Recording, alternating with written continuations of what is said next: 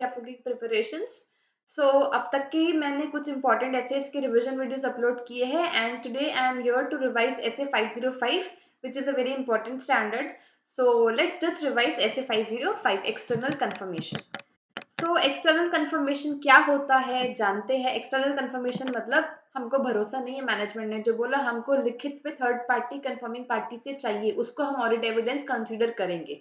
ठीक है, ऐसा होता है। Audit evidence obtained as a direct written response to auditor from a third party, that is confirming party.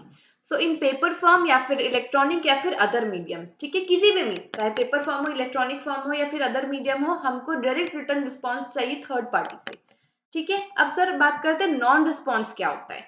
Non response मतलब a failure of confirming party to respond to a positive confirmation request. मतलब सामने जो confirming party है उसको हमने positive confirmation request भेजा था and उसने कोई रिस्पॉन्स नहीं किया।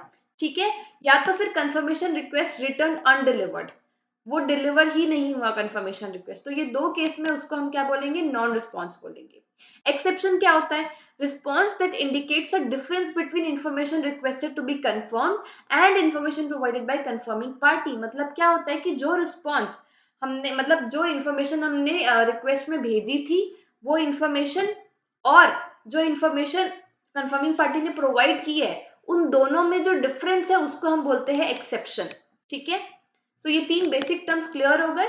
अब सर पॉजिटिव कंफर्मेशन रिक्वेस्ट क्या होता है, वेरी वेरी वेरी इंपॉर्टेंट, इसका क्वेश्चन डायरेक्टली पूछ सकता है, आपको ये पूरा लिख के आना पड़ेगा। ध्यान से सुनना। पॉजिटिव कंफर्मेशन रिक्वेस्ट क्या होता है कि जो कंफर्मिंग पार्टी है ना, उसको जो हमने इंफॉर्मेशन रिक्वेस्ट में भेजी है वो उस इंफॉर्मेशन को चाहे अग्री करता हो या फिर चाहे उससे डिसअग्री करता हो, दोनों ही केसेस में either of the cases he will respond directly to the auditor.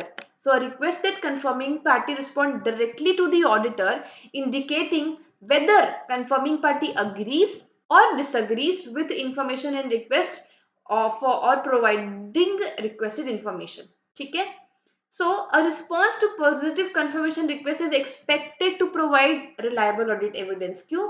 क्योंकि वो हर केस में वो रिस्पॉन्ड करेगा, इसलिए हमें वो क्या एक्सपेक्टेड है कि वो प्रोवाइड करेगा रिलायबल ऑडिट एविडेंस। ठीक है, लेकिन इतना इजी नहीं है, हाउएवर आया है। हाउएवर कुछ रिस्क हो सकता है। क्या रिस्क हो सकता है?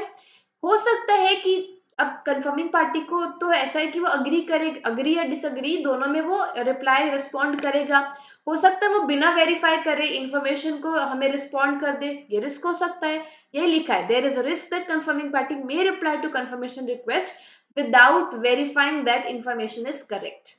ठीक है, ऑडिटर कैसे इस रिस्क को रिड्यूस करेगा? फॉर एग्जाम्पल ऑडिटर ने कंफर्मिंग पार्टी से एक लिस्ट इंफॉर्मेशन में दी है कि ट्रेड क्रेडिटर्स है, लिस्ट ऑफ ट्रेड क्रेडिटर्स है, इन पार्टीज के ये आउटस्टैंडिंग अमाउंट्स है, आप हमें कंफर्म करके बताएं। ठीक है, हो सकता है कि हाँ सही है यही अमाउंट्स है, ये उसने बिना वेरीफाई किए भेज दिया, बट ये तो रिस्क है ना, विदाउट वेरीफाइंग वो भेज रहा है। ऑडिटर इस रिस्क को रिड्यूस कैसे करेगा? इस रिस्क को रिड्यूस करेगा कि वो अमाउंट नहीं लिखेगा, क्लाइंट्स पार्टीज के नाम लिख के देगा और बोलेगा सामने वाली पार्टी को, मतलब थर्ड पार्टी कंफर्मिंग पार्टी को, कि आप हमें अमाउंट लिख के मेंशन करके दीजिए। इससे वो रिस्क रिड्यूस हो जाएगा। ठीक है, ये लिखा, not stating amount on confirmation request and ask the confirming party to fill in the amount. ठीक है, however it may result in, फिर से हाउएवर आ गया, अब क्या हो गया, it may result in lower response rate because additional effort is required by confirming party. मेहनत लगेगी ना कंफर्मिंग पार्टी को, वो अमाउंट ढूंढेगा, लिखेगा, मैच करेगा, तो हो सकता है कि लोअर रिस्पॉन्स रेट आए सामने वाले से। ठीक है, ये बात थी पूरी पॉजिटिव कंफर्मेशन रिक्वेस्ट की। अब आते हैं सर नेगेटिव कंफर्मेशन रिक्वेस्ट पे।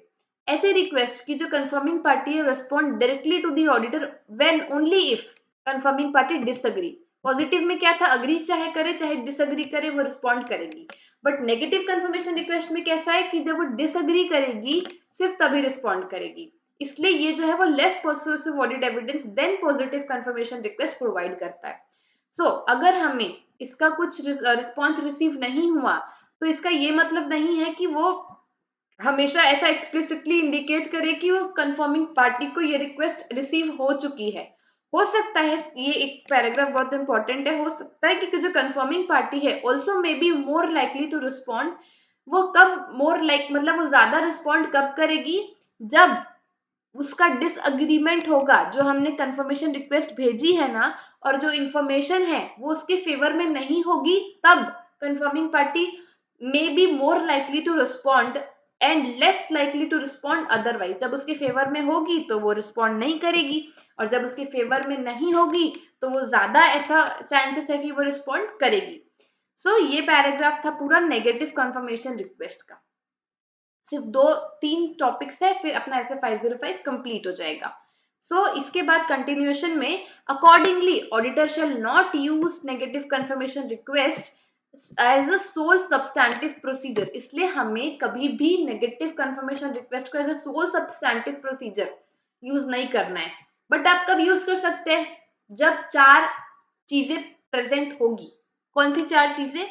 जब ऑडिटर ने असेस किया रोमम लो है और उसको एविडेंस मिल चुका है ऑपरेटिंग इफेक्टिवनेस ऑफ कंट्रोल का, पहला ये। दूसरा, एक्सेप्शन रेट जो है वो काफी लो है, expected to be very low. फिर थर्ड, जो पॉपुलेशन है उसमें large number of small and homogeneous items present comprises है। एंड फोर्थ, ऑडिटर को ऐसी कोई भी सिचुएशन या फिर कोई भी सर्कमस्टेंसेस नहीं लग रही है कि उसका रिक्वेस्ट जो है वो डिसरिगार्ड हो, उसका रिक्वेस्ट इग्नोर हो, नेग्लेक्ट हो, ऐसा कोई उसको सर्कमस्टेंसेस के बारे में ऐसा कुछ नहीं लग रहा है। तो ये जब 4 चीजें प्रेजेंट होगी तो तब आप इस नेगेटिव कंफर्मेशन रिक्वेस्ट को as a sole substantive audit procedure use कर सकते हैं।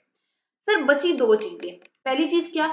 Management refusal to allow auditor to send confirmation request. Management ने मना कर दिया ऑडिटर को कि नहीं भेजना है कंफर्मेशन रिक्वेस्ट, बस नहीं भेजना है। तो अब क्या ऑडिटर क्या बैठे रहेगा ठीक है नहीं भेजता? नहीं, ऑडिटर पूछेगा, इंक्वायर करेगा as to management reason for refusal, की क्यों मना कर रहे हो आप, और एविडेंस देखेगा, एविडेंस ढूंढेगा कि क्या वो जो मना कर रहे हैं वो मतलब वो वैलिड है, रीजनेबल है, उसका वो एविडेंस देखेगा। ठीक है, और जो मैनेजमेंट ने रेफ्यूज किया है तो उसके इम्प्लीकेशंस देखेगा कि कहीं फ्रॉड तो का चक्कर तो नहीं है, मैनेजमेंट मना क्यों कर रहा है मुझे। सो assessment of risk of material misstatement including risk of fraud, ये देखेगा ऑडिटर। ठीक है, उसके बाद वो ऑल्टरनेटिव ऑडिट प्रोसीजर परफॉर्म करेगा ताकि उसको ऑडिट एविडेंस मिले, रेलेवेंट और रिलायबल ऑडिट एविडेंस मिले। एंड अगर ऑडिटर ने कंक्लूड कर दिया कि जो मैनेजमेंट का रेफ्यूजल है, मतलब मैनेजमेंट जो हमें मना कर रहा है वो अनरीजनेबल है और auditor is unable to obtain relevant and reliable audit evidence. देखो यहाँ पे हमने पढ़ा ना परफॉर्मिंग ऑल्टरनेटिव ऑडिट प्रोसीजर, तो उसका यहाँ पे पॉइंट लिखा है कि it is auditor is unable to obtain relevant audit evidence from alternative audit procedure. तो इस केस में वो कहाँ जाएगा? दौड़ते हुए पापा के पास जाएगा, टीसीडब्ल्यूजी के पास जाएगा। ठीक है, ये सारी कहानी बताएगा। और प्लस साथ में auditor also shall determine implications for auditor's opinion as per S 705। So ये था सर, ये पूरा आपको लिखना है। जब ये पूछेगा कि management refusal to allow auditor to send confirmation request, case study बना के पूछ सकता है। ध्यान से रिवाइज करना, 2 से 3 बार में अच्छे से आपका रिवाइज हो जाएगा। ऐसे ही बोल बोल के अपने आप को समझा समझा के उस कीवर्ड्स को रिपीट कर करके याद करना। It is going to retain till your exams. ठीक है, now results of external confirmation procedures. एक बार मैं चेक कर लेती हूँ, रिकॉर्डिंग स्टार्ट है। Result of external confirmation procedures. देखो, ऐसा हो सकता है कि रिलायबिलिटी पे थोड़ी शक हो, डाउट हो कि ये जो रिस्पॉन्स सामने वाला दे रहा है वो रिलायबल तो है ना। So if auditor has a doubt about reliability of response, तो ऑडिटर क्या करेगा? फर्दर ऑडिट एविडेंस ऑब्टेन करेगा। If auditor determines response is not reliable, तो ऑडिटर जो है वो इवेल्युएट करेगा implications on the assessment of risk of material misstatement. और ऐसे कुछ फैक्टर्स है जो इंडिकेट करेंगे डाउट अबाउट द रिलायबिलिटी। कौन कौन से फैक्टर्स? अगर वो ऑडिटर को इनडायरेक्टली मिला है, वो डायरेक्टली ऑडिटर को नहीं मिला है। यहाँ पे पहला क्या था? Direct return response to auditor. But अगर वो इनडायरेक्टली ऑडिटर के पास आया है तो ये इंडिकेट करेगा डाउट्स ऑन द रिलायबिलिटी। ठीक है, and second factor, it appears not to come from originally intended confirming party. जिससे ये रिस्पॉन्ड आना चाहिए ये उससे नहीं आया, वो है किसी और से आया है। तो ये भी एक फैक्टर है that may indicate doubt about the reliability. ठीक है, एंड देन नॉन रिस्पॉन्स। अगर रिलायबिलिटी वाले टॉपिक पे कोई क्वेश्चन आएगा तो आपको ये लिख के आना है। ठीक है, फैक्टर्स भी लिख के आने हैं और ये भी लिख के आना है। उसके बाद सर नॉन रिस्पॉन्स, ऑडिटर जो है वो अगर नॉन रिस्पॉन्स है, नहीं मिला उसको रिस्पॉन्स, तो अब वो क्या करेगा? ऑल्टरनेटिव ऑडिट प्रोसीजर परफॉर्म करेगा। फिर when a response to positive confirmation is necessary and same is not received. ठीक है, तो उस केस में इम्प्लीकेशन देखेगा ऑडिटर उसके ओपिनियन पे। एंड एक्सेप्शन जब है, एक्सेप्शन आपको बताया ऊपर मैंने क्या होता है, तो उस केस में ऑडिटर क्या करेगा, इन्वेस्टिगेट करेगा एक्सेप्शंस को to determine whether or not they are indicative of misstatement. हाँ, तो यहाँ हमारा खत्म होता है ऐसे 505। होप सो कि आपको ये हेल्प हुआ हो एंड इसको रिवाइज करने पे अब आपको और इजी पड़ेगा। सो अच्छा लगा होगा तो प्लीज लाइक करना, कमेंट करना और आगे और आने वाली वीडियोस के लिए सब्सक्राइब करना। एंड मेरे नोट्स आपको चाहिए तो उसके लिए आप टेलीग्राम चैनल ज्वाइन कर लेना। And yes, please do like, share and subscribe my videos. So till then मिलते हैं आपको आपके साथ नेक्स्ट वीडियो पे। So all the best, thank you for watching.